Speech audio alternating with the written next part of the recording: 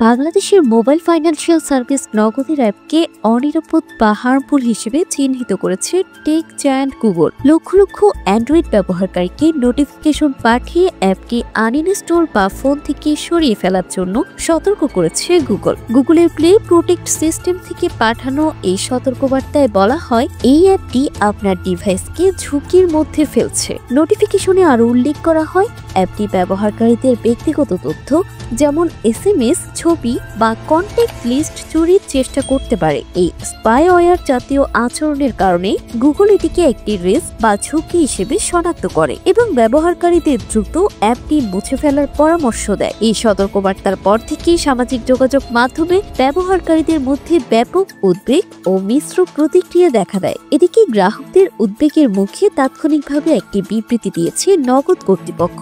নগদের পক্ষ থেকে দাবি করা হয়েছে, গ্রাহকদের সকল তথ্য সম্পূর্ণ সুরক্ষিত আছে। তাদের মতে সম্প্রতি অ্যাপটির একটি নিরাপত্তা ব্যবস্থা আপডেট করা হচ্ছিল।